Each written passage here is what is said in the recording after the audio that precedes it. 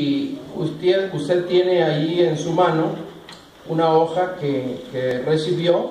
Póngale atención nada más a la parte donde dice 2. La parte 1, léala si usted desea después. Le pedí a alguien que me hiciera las copias y copió las dos. De cualquier manera es parte de lo mismo. Pero ahorita quiero enfocarme solamente en la página número 2. Es la página número 2 de la lección 4. Esto es parte de un material, hermanos, básico de entrenamiento, de discipulado. Y mientras vamos estudiando la palabra de nuestro Dios, usted tendrá la oportunidad de ir ahí llenando los espacios en blanco para que lo lleve con usted y le sirva para recordar lo que Dios en esta ocasión quiere compartir con usted. Bien, ¿qué le parece si abre su Biblia en el libro de los Hechos, en el capítulo número 8? Capítulo número 8 del libro de los Hechos. Vamos a reflexionar en algunos versículos de este capítulo 8. Yo me voy a permitir, hermanos, darle lectura aquí a esta porción de la Escritura, mientras usted sigue con su vista, y daremos así principio. Dice la Escritura, después de narrar en el capítulo número 7 el contexto de lo que estaba sucediendo a la iglesia cristiana, cuando todavía se encontraba ya en Jerusalén. Dice la Escritura que mataron a uno de los líderes de la iglesia, mataron a un diácono, mataron a un hombre de fe. Y Pablo estaba allí, Saulo, que en ese tiempo no era conocido como Pablo, sino como Saulo. Y dice que él estaba consintiendo en aquello que estaba sucediendo. Saulo estaba allí aprobando la muerte de Esteban. Aquel día, entonces, como resultado de todo aquello que la iglesia estaba viviendo, aquel día se desató una gran persecución contra la iglesia en Jerusalén, y todos, excepto los apóstoles, se dispersaron por las regiones de Judea y Samaria. Unos hombres piadosos sepultaron a Esteban e hicieron gran duelo por él. Saulo, por su parte, causaba estragos en la iglesia, entrando de casa en casa, arrastraba a hombres y mujeres y los metía en la cárcel. Los que se habían dispersado predicaban la palabra por donde quiera que iban. Felipe bajó a una ciudad de Samaria y les anunciaba al Mesías. Al oír a Felipe y ver las señales milagrosas que realizaba, muchas gentes se reunían y todos prestaban atención a su mensaje. De muchos endemoniados los espíritus malignos salían dando alaridos, y un gran número de paralíticos y cojos quedaban sanos, y aquella ciudad se llenó de alegría. Señor Jesús, queremos darte las gracias en esta tarde por la oportunidad que ya tenemos de adorarte, de estar en este lugar, Señor, para reflexionar en tu palabra. Elevamos nuestra voz para suplicarte, Señor del cielo, que por favor tú hables a nuestros corazones, que abras nuestros oídos físicos y nuestros oídos espirituales, Señor, puedan estar atentos a tu palabra y podamos discernirla. Tenemos necesidad de escucharte a ti, Señor. Ayúdanos, Padre, para atesorar tu palabra, vivirla, ponerla por obra. Manifiesta tu gloria y tu poder, no solamente en momento, aquí mientras estamos nosotros en comunión contigo, pero durante los días consecutivos de esta semana, queremos ver tu gloria, Señor. Bendice a cada uno de mis hermanos y hermanas que saldrán a compartir tu palabra. En el nombre de Cristo Jesús te lo rogamos. Amén. Me alegra mucho, hermanos, ver lo que Dios está haciendo con ustedes aquí en este lugar.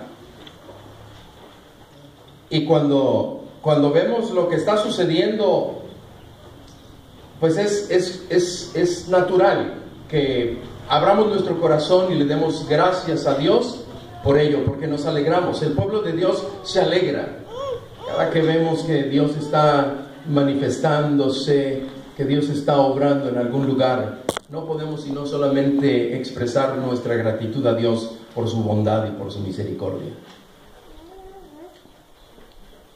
Los pastores, los líderes, hermanos, siempre estaremos preocupados por el crecimiento de la iglesia, porque la iglesia debe crecer.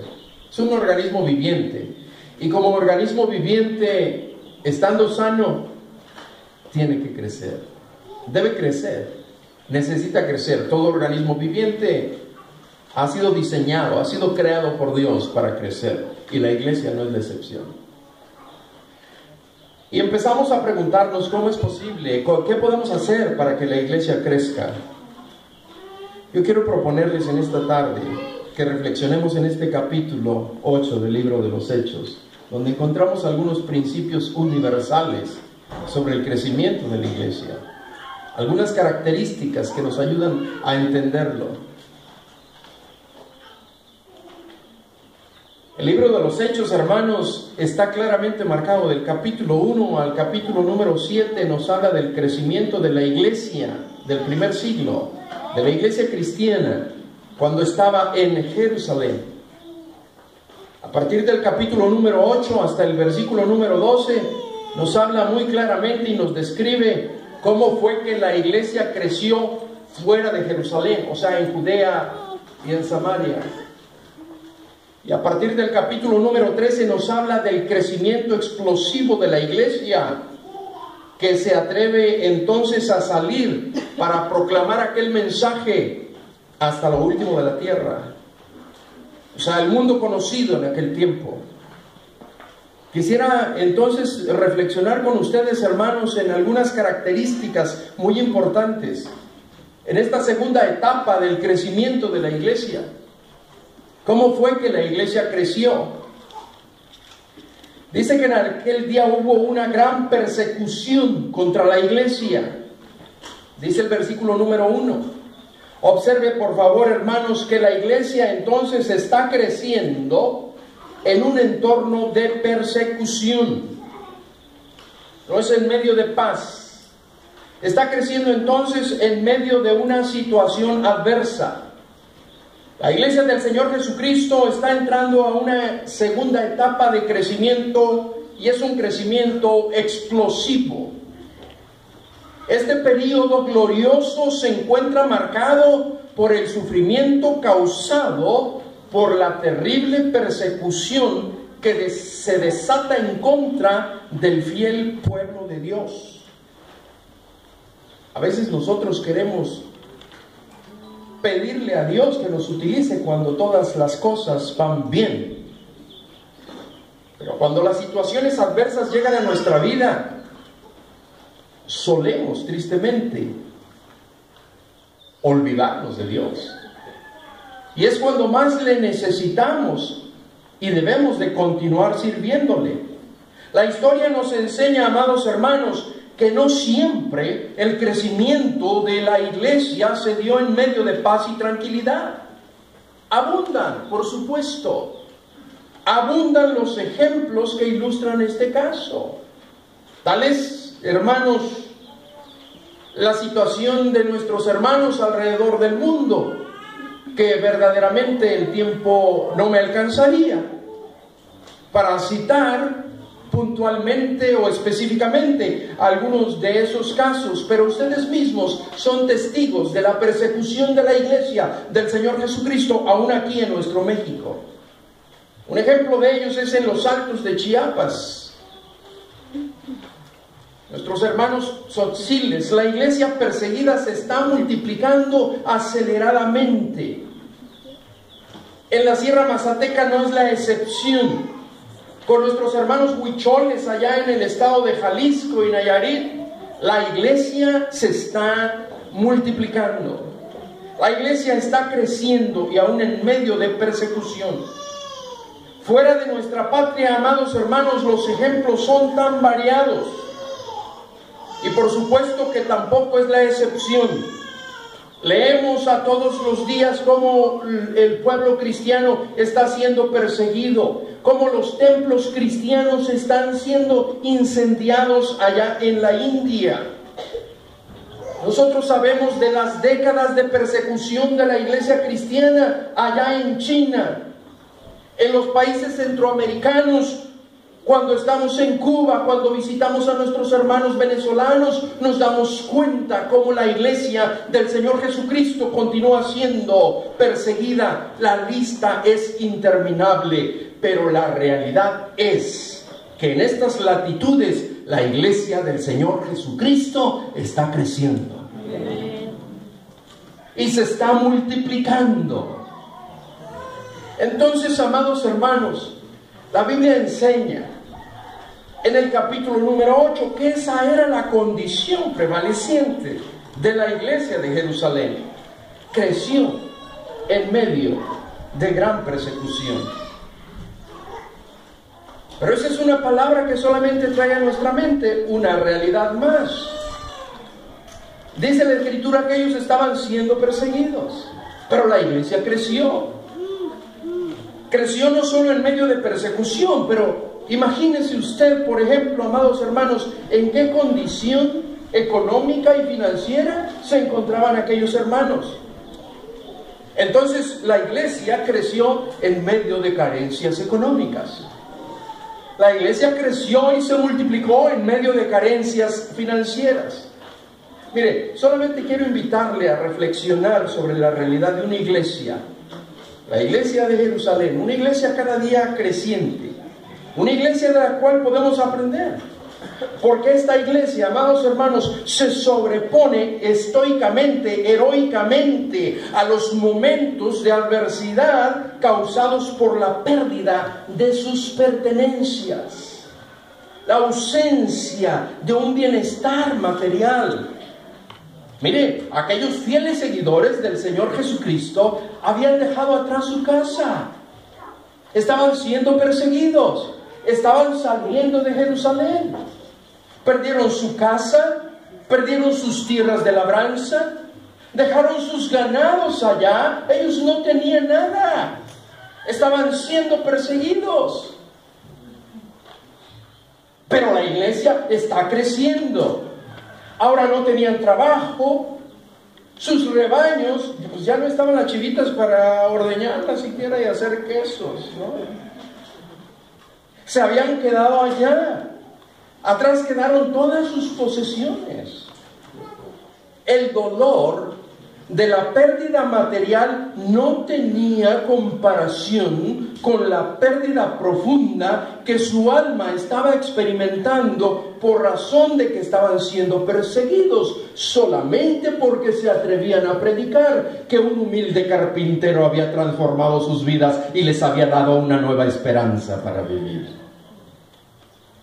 El dolor de saber que estaban siendo perseguidos y a veces aún por sus mismos familiares. Pero la iglesia, dice la Escritura, que estaba creciendo. Ese es el testimonio bíblico. Ellos ya no podrían regresar, volver, tan solamente por el hecho de compartir aquella fe. Algunos de sus familiares inclusive se habían convertido en sus propios perseguidores. Pero en medio de carencias y en medio de persecución, era una iglesia fiel que iba anunciando por todas partes el mensaje poderoso del Evangelio, que es el único que tiene poder para transformar las vidas y darle un nuevo sentido. Eran hermanos que, a pesar de la situación en la que estaban viviendo, no podían dejar de decir, a pesar de las amenazas, lo que habían visto y lo que habían oído. Eran hermanos que audazmente, por donde quiera que iban despidiendo el olor grato de la fragancia del Señor Jesús. En medio de carencias económicas fue así. En medio de circunstancias adversas, fue así como la iglesia creció, mis amados hermanos. En medio de carencias, como nuestros hermanos cubanos, la iglesia en Cuba se está multiplicando aceleradamente. Tiene varias décadas. Gracias a Dios por Fidel Castro. Porque cuando empezaron a perseguirlos bajo el régimen de Fidel Castro y empezaron a cerrar los templos, ¿sabe qué fue lo que tuvieron que hacer? Ir por las calles predicando el evangelio. Y en medio de carencias, porque cuando he salido a predicar y a evangelizar con mis hermanos, mire, sacan su folleto evangelístico, lo abren, empiezan a compartirle a aquella persona de Cristo Jesús, y luego cuando terminan, lo doblan y se lo guardan. No lo regalan, porque no tienen para regalar. Pero es ese pueblo que no tiene plata ni oro, pero que puede compartir lo que tiene. La iglesia puede y debe seguir creciendo, no con lo que no tiene, sino con lo que tiene. El mensaje de la palabra de Dios.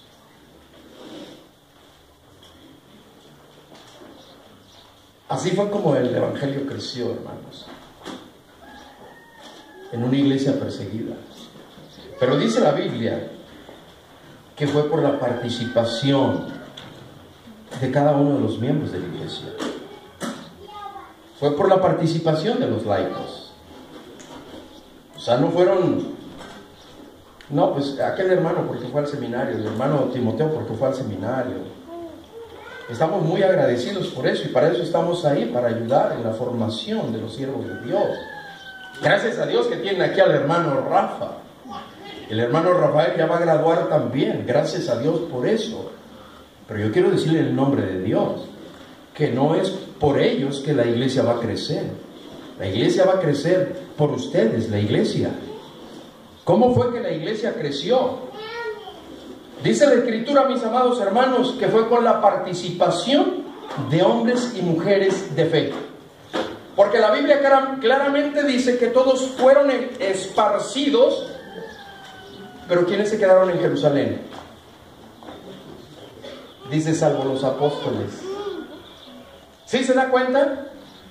O sea, los hermanos tuvieron que salir, y aquellos que organizaban las reuniones de oración, ahí se quedaron en Jerusalén. Los que dirigían el culto, ahí se quedaron en Jerusalén. Todos fueron esparcidos, salvo los apóstoles que se quedaron en Jerusalén. Amados hermanos, claro que siempre será una ventaja y será una bendición para el pastor contar con hermanos. Déjeme decirle lo siguiente, que tengan alguna preparación académica. ¡Qué bueno, qué bueno! Para eso estamos también en el seminario, para ayudar a mejorar en esa área. Pero lo que la Biblia está aquí diciendo, mis amados hermanos, es que nunca habrá sustituto para lo que se necesita, porque estos eran hombres y mujeres de fe. No dice que eran los más doctos, no dice que eran los que estaban mejor preparados, no dice ninguna otra cosa. Simplemente los hermanos de la iglesia salieron. Usted necesita invertir tiempo, pastor, hermano Rafael. Nosotros necesitamos invertir tiempo en ayudar a nuestros hermanos a madurar para que ellos puedan también servir en la iglesia. Y a ese proceso nosotros simple y sencillamente le llamamos discipulado. ¿Y cómo es que la iglesia puede crecer? A través de lo que ustedes durante esta semana van a estar haciendo, evangelizando a los perdidos, ganándolos para el Señor Jesucristo. ¿Y qué continúa? ¿Qué sigue después de eso? Ayudarles a madurar en la fe, a crecer espiritualmente. ¿Cómo se llama eso? Es el proceso de discipulado, donde todos los miembros deben de estar involucrados, amados hermanos. La iglesia puede crecer entonces cuando su enfoque está puesto en el evangelismo y el discipulado. Debemos ganar gente para el reino y llevar a los nuevos creyentes entonces en Cristo a ser como los hombres y mujeres que estaban viviendo la persecución, ser creyentes de fe madura. Es ese nuestro objetivo en el discipulado, y es nuestro deseo que los discípulos maduren para que lleguen a reproducirse. Yo nací en un rancho, Ejido La Garita, municipio de Hidalgo, Tamaulipas.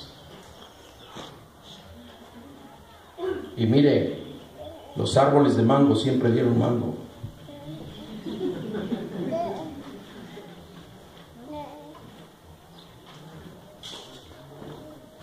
Mi abuelo tenía una huerta de naranjos, yo le ayudaba a cultivarla. Y cada año puntualmente cosechábamos naranjas. Porque un árbol de naranjas espera que dé naranjas.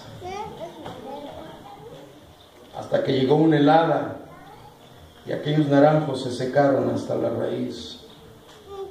Ya no pudieron producir más, pero mientras estuvieron sanos, dieron naranjas.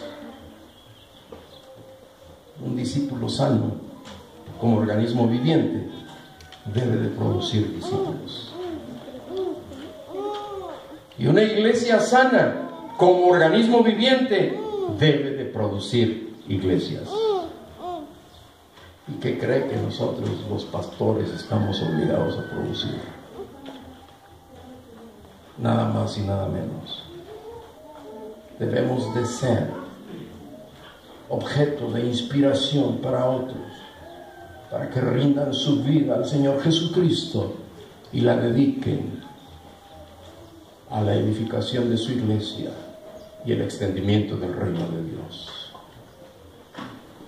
Quiera Dios que de esta iglesia surjan muchos hermanos y hermanas que dediquen su vida al ministerio.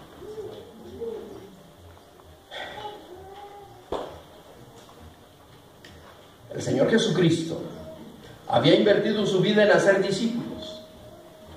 Por supuesto, eso fue lo que Él hizo, y Él envió a sus discípulos a hacer discípulos, es decir, a reproducirse. ¿Puede usted ver la dinámica de estos líderes multiplicadores de la iglesia? Iba a decir la primera iglesia bautista de Jerusalén, ¿no? Pero sería muy pretencioso. Pero yo creo que eran bautistas los hermanos. Yo sí creo.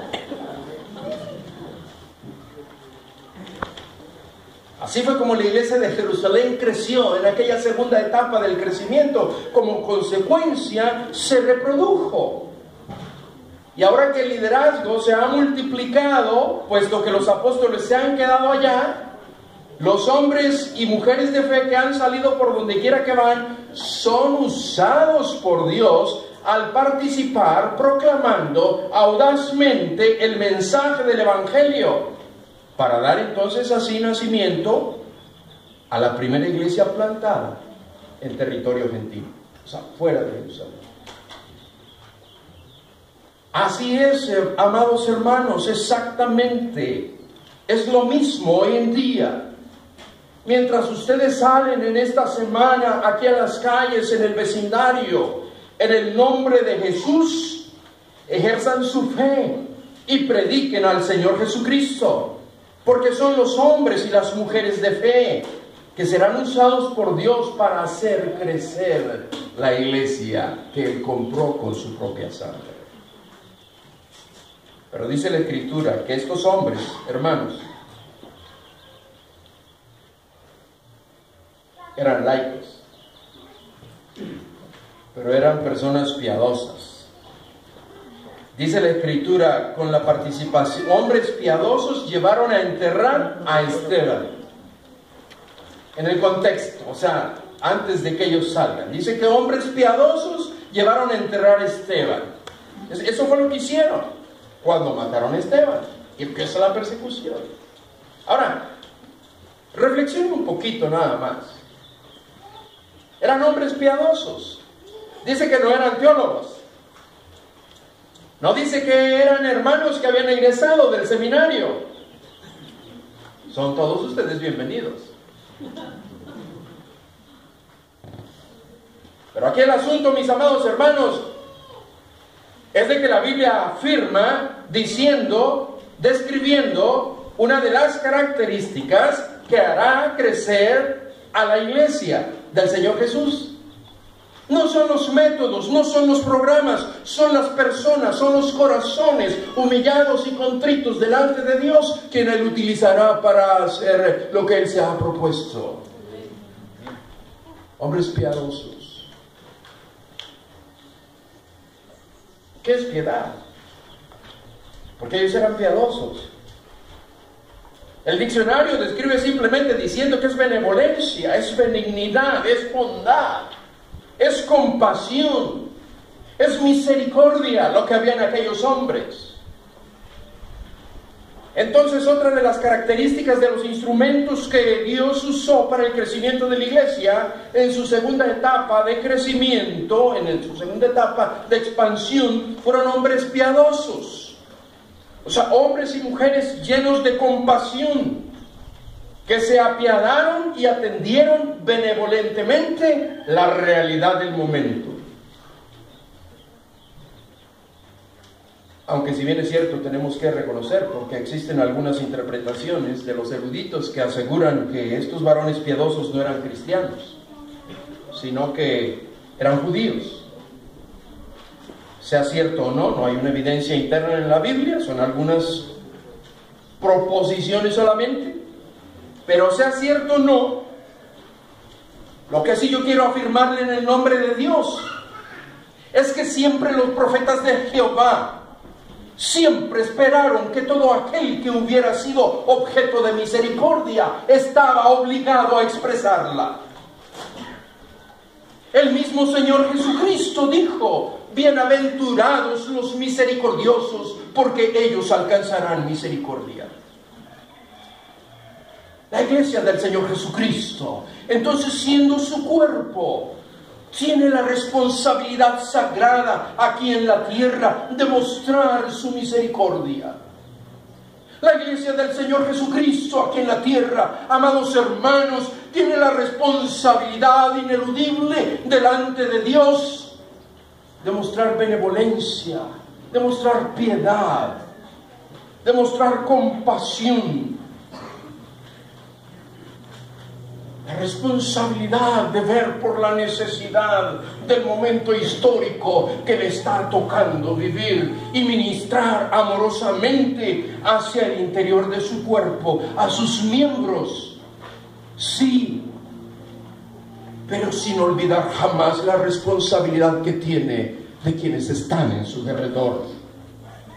La iglesia del Señor Jesucristo es eso. Es una agencia divina para la propagación del reino. Y así fue como la iglesia creció. Y así es como la iglesia continúa creciendo. La iglesia contemporánea, amados hermanos, en ocasiones afectada por las filosofías sociales del individualismo y otro tanto afectada por la naturaleza egocéntrica que hay en el corazón del hombre, necesitamos aprender a ver con mayor frecuencia hacia afuera. Es verdad que hay necesidad dentro de ella, y por supuesto que nunca debemos dejar de atenderla. Por eso el Señor Jesucristo estableció su iglesia, para que los miembros se ayuden unos a otros. El apóstol San Pablo dice: cada uno, según el don que ha recibido, ministrenlo a los demás.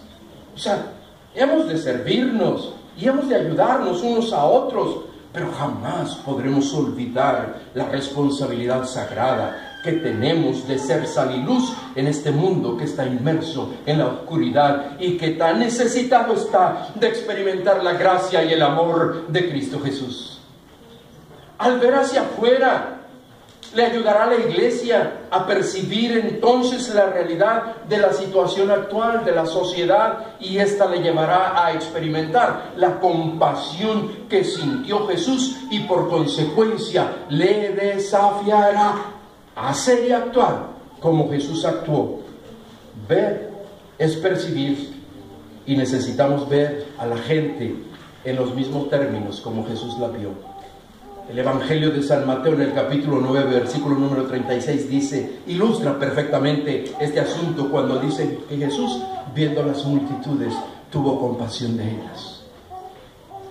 Tuvo compasión de ellas. Así es como la iglesia va a crecer, amados hermanos.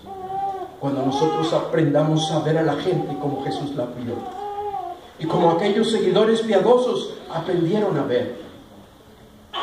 Entonces, ver en la esquina a las personas en el semáforo, en la villa más apartada, en el rancho más apartado, ver a los pobres y necesitados, ha de movernos, amados hermanos, a actuar y hacer algo por ellos para aliviar su dolor temporal.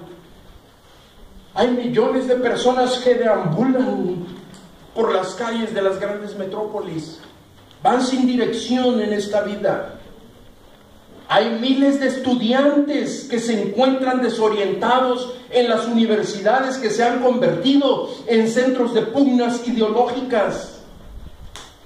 Hay millares de obreros que día con día permanecen bajo el yugo de la explotación empresarial. Hay cientos de miles de indígenas que padecen la segregación y la discriminación de una sociedad que se proclama cada día más avanzada, y mientras la iglesia permanece aletargada en su apatía. Hemos de experimentar compasión. Hay millones de niños, amados hermanos, que no solo viven, pero que continúan naciendo en los mismos basureros de nuestra América Latina, y que esta noche van a ir a la cama sin haber llevado nada en su estómago. Estará vacío y se acostarán cuestionando si en realidad existe un Dios de misericordia y de compasión a quien nosotros proclamamos como la solución para toda necesidad. Necesitan ellos desesperadamente la presencia de la gente piadosa. Hay millones de mujeres que están sufriendo el maltrato físico y la violencia intrafamiliar, que han sido objeto de servidumbre, explotadas y vejadas, y que por ellas también el Señor Jesús fue a la cruz.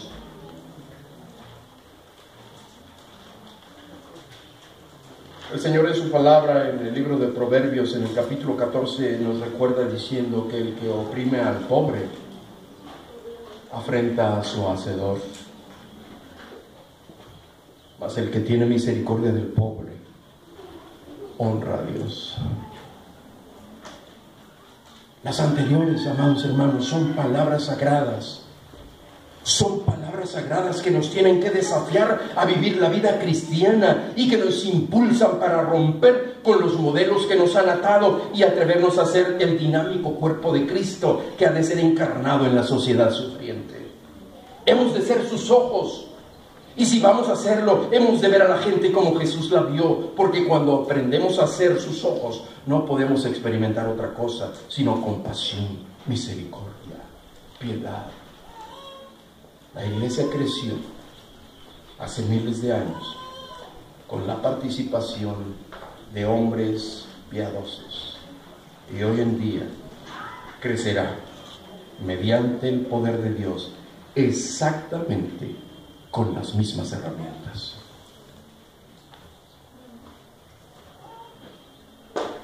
La Biblia dice que todos habían sido esparcidos por las tierras de Judea y Samaria, salvo los apóstoles. Con frecuencia, mis amados hermanos, hemos mencionado que en el plan divino estaba ya predeterminado, y nuestro soberano Señor permitió la persecución debido a la inoportuna respuesta de la iglesia para actuar obedientemente al mandato de ir y ser testigos en Jerusalén, en toda Judea, en Samaria y hasta lo último de la tierra, porque de otra manera, decimos, no hubiera salido. Suena interesante esta interpretación, ¿no le parece?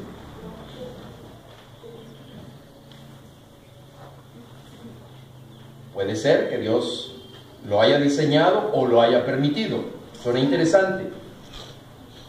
Pero ¿qué podríamos decir nosotros hoy en día, hermanos? ¿Qué podríamos nosotros decir entonces de la responsabilidad, de la tarea que aún tenemos inconclusa? Porque no hemos terminado. ¿Es que acaso ya hemos ido hasta lo último de la tierra? La respuesta es obvia. No, todavía no. ¿Nos estará enviando Dios una persecución tal que nos incomode para sacarnos de nuestros templos donde nos estamos acostumbrando a reposar plácidamente? ¿Ya hemos predicado este evangelio a todas las naciones? Claro que no. Por supuesto que aún tenemos abundancia de etnias no alcanzadas aquí mismo en nuestro México. ¿Qué vamos a hacer ante esa responsabilidad sagrada, hermanos? Ellos necesitan también escuchar el mensaje de redención. Y la iglesia del Señor Jesucristo debe de crecer. La iglesia del Señor Jesucristo debe crecer si va a ser una fuerza evangelizadora de alcance a esas naciones. Necesitamos entonces líderes que se multipliquen, líderes multiplicadores que se reproduzcan. Y a la iglesia de Jerusalén aprendemos que fue en medio de la falta precisamente de líderes oficiales, porque el récord bíblico dice que todos fueron esparcidos salvo los apóstoles. Pero en tercer lugar, amados hermanos, yo quiero recordarle y quiero concluir aquí con esto, que la iglesia no podrá crecer si no se predica el evangelio. Podemos hacer miles de cosas, pero si no predicamos el evangelio, la iglesia no podrá crecer. La Biblia dice que la iglesia creció mediante la predicación del evangelio. Dice el versículo número 4 que los que fueron esparcidos iban por todas partes. ¿Haciendo qué, hermanos? Anunciando el evangelio. Iban por todas partes anunciando el evangelio. Hoy en día a veces nosotros nos retraemos de hacerlo porque es que no tenemos Biblias, no tenemos Nuevos Testamentos. Es que el pastor no compró los folletos evangelísticos. Es que los hermanos ni siquiera mandaron pedir los manuales. Y sigue la lista, ¿no? ¿Cómo vamos a crecer si ni siquiera podemos comprar la literatura? Porque somos una iglesia pobre. Pues ni siquiera imprenta había, ¿no? Para empezar. ¿A dónde iban a ir a comprarla? Pero la Biblia sí dice, mis amados hermanos, que la iglesia creció porque hizo lo que la iglesia nunca debe de olvidarse de hacer: anunciar el evangelio por donde quiera que ellos iban. De la iglesia primitiva aprendemos que si la iglesia contemporánea desea crecer, no hay sustituto. La iglesia de nuestros días debe tener en su agenda el evangelismo y el discipulado como la tarea prioritaria de la iglesia. La iglesia de Jerusalén, aún en medio de la persecución, tenía conciencia plena de lo que era el anunciar las buenas nuevas del reino de Dios. Y esto lo hacían en el poder del Espíritu Santo. Bajo este poder anunciaban en la dispersión a todas las personas que tenían una nueva propuesta de cambio. Se enfrentaron al régimen religioso, se enfrentaron al régimen político, ofreciendo una buena nueva, un reino diferente que los hacía libres de las ataduras y de la servidumbre, que les hacía libres del pecado para vivir una vida renovada. El evangelismo fue la propuesta de vivir precisamente eso, una vida diferente, una manera diferente y renovada a través del poder del Cristo resucitado.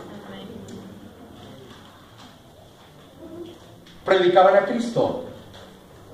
Entonces Felipe, dice la Biblia, descendiendo a la ciudad de Samaria, el versículo número 5, les predicaba a Cristo.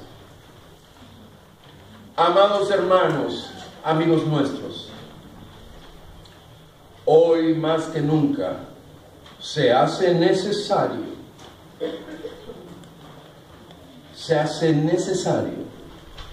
prestar atención al consejo de Dios si deseamos que su iglesia crezca. ¿Por qué digo esto? Y lo digo respetuosamente, pero lo digo también, si así se quiere ver, audazmente, pero lo hago en el nombre de Dios. Hoy más que nunca se hace necesario, porque existe una gran variedad de ofertas religiosas en el mercado de la religión. Existe una gran variedad de ellas en el mercado de la religión. ese famoso yo declaro, yo declaro, yo declaro, yo declaro. Famoso está en el mercado de la religión, yo declaro. Pero no tiene su origen, amados hermanos, y se introduce sutilmente en el cristianismo y no tiene otro origen, sino en las fórmulas de declaración positiva de los llamados maestros de la fe. En el norte de la República está muy famoso eso de los 5 deseos. Mándame tu carta, tu ofrenda y tus 5 deseos y yo voy a orar por ti. Son deseos y Dios te va a conceder los deseos de tu corazón. Es una fábrica. Aquí me he dado cuenta que está muy popularizado ese pare de sufrir. ¿Lo has escuchado? Por eso es que se hace necesario, urgente, en el nombre de Dios, no olvidarnos que tenemos una responsabilidad, es la de predicar al Señor Jesucristo. Pare de sufrir. Cuando yo abro la Biblia, yo no veo que diga pare de sufrir. Cuando abro la Biblia, yo sí veo que dice pare de pecar. Pare de pecar. Pero ese mensaje no es muy atractivo. ¿No es verdad? Amados hermanos, ¿cómo podemos conciliar ese pare de sufrir? ¿Cómo es posible? Cuando la Biblia dice que por la fe Moisés, pues fíjese, por fe, no dice que por fe dejó de sufrir, por fe escogió sufrir.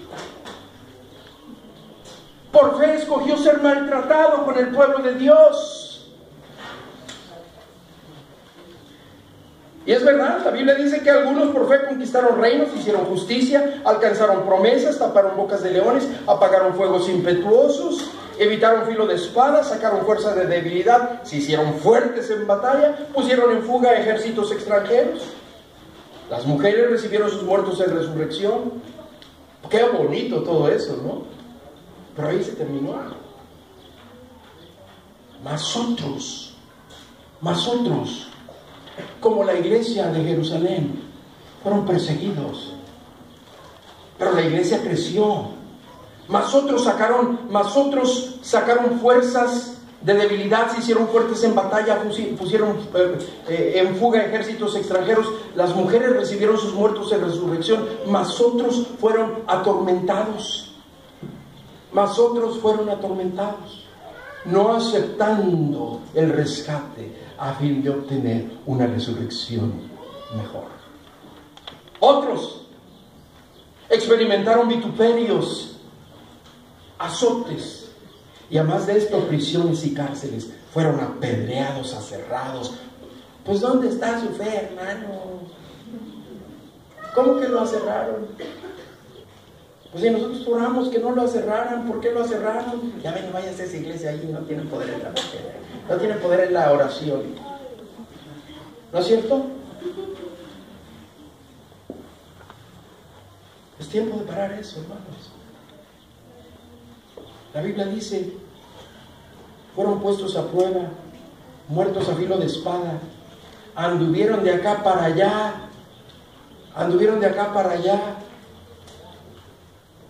fíjense nada más, no tenían casa. Hoy en día no, pues si no tienes casa es porque no crees en Dios, ¿no? Te falta fe. Eso es lo que predica la teología de la prosperidad. Pero la iglesia no va a crecer por eso, hermano. Se puede amontonar mucha gente, pero no significa que sea una iglesia del Señor Jesucristo. ¿Sí me entiende lo que estoy diciendo? No se deje deslumbrar por esas cosas. La verdadera iglesia del Señor Jesucristo va a crecer cuando entiende que tiene un mensaje poderoso que compartir. Iban por todas partes predicando el Evangelio. Felipe les predicaba a Cristo. Entonces, amados hermanos, prediquemos a Cristo. Prediquemos a Cristo. Prediquemos a Cristo. ¿Cuál es el nuevo método para el crecimiento de la iglesia que estamos esperando? Prediquemos a Cristo. Eso era lo que la iglesia hacía, mis amados hermanos. Yo recuerdo hace muchos años, hermanos, un joven que estaba estudiando ingeniería civil fue llamado por Dios al ministerio, pero su mamá no quiso que fuera al seminario. Le dijo que debía de irse al seminario, que no debía de irse al seminario, porque se iba a morir de hambre. Mira, aquí está el hermano Timoteo, sobrevivió, el hermano Rafa ya está saliendo. Y no me dejará mentir, yo que soy el director, mire, ¿usted cree que me estoy muriendo de hambre?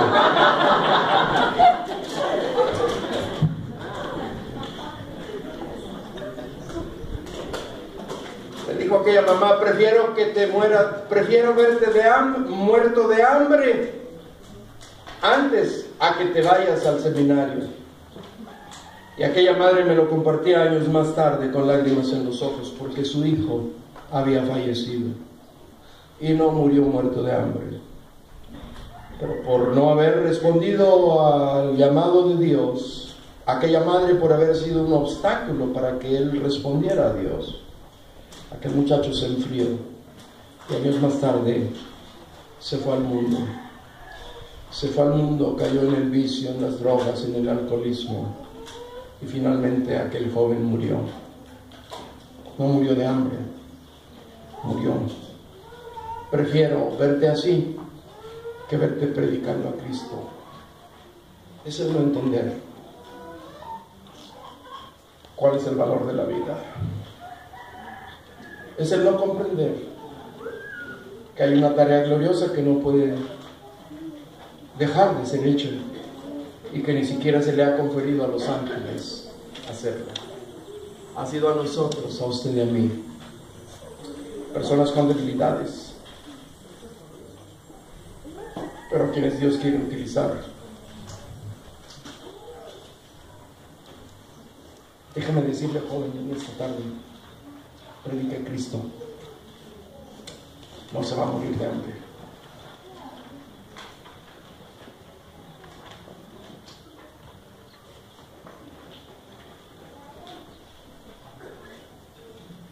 Consagre su vida a Dios, no se van a morir de hambre. El escritor sagrado decía: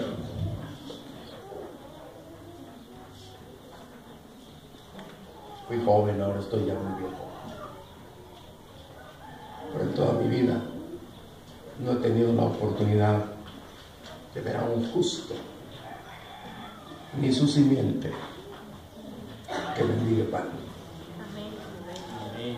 Jóvenes, créanle al Señor Jesucristo. Dediquen su vida al Señor Jesucristo. Adultos, prediquen al Señor Jesucristo. Sea obediente y predique a Cristo. El único que se enoja porque Cristo es predicado es Satanás. Usted no se preocupe, predique a Cristo. ¿Es usted culto? Predique a Cristo. ¿No ha tenido la oportunidad de ir a una escuela o un seminario? Predique a Cristo. ¿Es usted una persona que no tiene recursos financieros? Predique a Cristo. ¿Es usted una persona que ha sido favorecida y tiene recursos económicos y financieros? Predique a Cristo. Pablo decía: yo me propuse una cosa, de predicar solamente a Cristo y de predicar a este crucificado. Predique a Cristo. Yo concluyo en esta tarde, no es un mensaje evangelístico, es un mensaje para animarle y estimularle a que salga a estas calles, a este vecindario, a estas colonias, vaya y predique a Cristo, porque así es como la iglesia podrá crecer. Gracias a Dios por los hermanos que han pagado sus pasajes para llegar hasta este lugar, para apoyarle a usted a hacer esa tarea ineludible, tarea sagrada que tiene de ser sal y luz en esta comunidad para predicar a Cristo. La tarea es suya y ellos vienen a compartirla con usted. Pero predique a Cristo.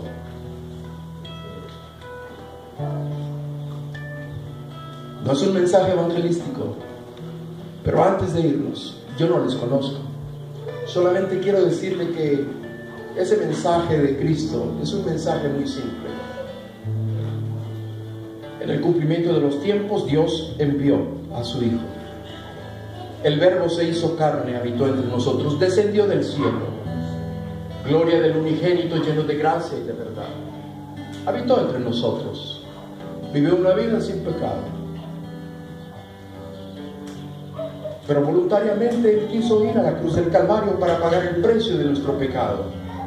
Porque la Biblia dice que la paga del pecado es muerte, mas la dádiva de Dios es vida eterna en Cristo Jesús, Señor nuestro. Es ese mensaje tan simple y tan sencillo. Como dijeron los ángeles, que os ha nacido hoy en la ciudad de David un Salvador, que es Cristo el Señor. No es una iglesia, no es una religión, es una persona, Cristo Jesús. Nació, vivió una vida sin pecado, pero quiso ir a la cruz del Calvario a pagar el precio de nuestro pecado. Por eso Juan el Bautista pudo identificarlo, pudo decir: he aquí el Cordero de Dios que quita el pecado del mundo. No son las iglesias ni las religiones o denominaciones, es una persona, y esa persona se llama Jesús, llamado el Cristo, Jesucristo. Es el único que tiene poder para poner su vida y para volverla a tomar. Él dijo: yo de mí mismo la pongo, tengo poder para ponerla y tengo poder para volverla a tomar. Significa que al tercer día lo que Él prometió lo hizo, tomó nuevamente su vida. Él es el autor de la vida, la volvió a tomar y resucitó al tercer día. Tenía que morir para mostrar que el último de los enemigos del hombre, que es la muerte, fue vencido. Cristo Jesús resucitó. Cristo Jesús resucitó. Esa es la buena nueva que necesitamos compartir. Predicar a Cristo, su obra, su sacrificio, su resurrección. Y recuerde, un día volverá. Estamos a la espera gloriosa, estamos a la expectativa. Amado hermano, usted que ya conoce al Señor Jesucristo, vaya a predicar a Cristo. Salga a las calles a predicar a Cristo. Quiero invitarle a que incline su rostro en este momento. Y amigo que nos visita, si usted nunca ha tenido la oportunidad de rendirle su vida al Señor Jesús, de depositar su fe y su confianza en el que resucitó de los muertos, el que vive y permanece para siempre, el eterno, el Dios de gloria, el Dios que es el Rey Todopoderoso, el que está sentado a la diestra del Padre, donde rige y controla absolutamente todo el universo. Si usted nunca le ha entregado su fe, su confianza a ese Cristo resucitado, a ese Cristo viviente, que quiere tomarle de la mano y acompañarle en este peregrinaje, si usted desea depositar su fe y su confianza en ese Cristo que resucitó de los muertos en este momento, yo le invito en el nombre de Dios, entréguele su fe al Señor Jesús. No es a una iglesia, no es a una denominación, no es a una religión, es a una persona. Dígale: Señor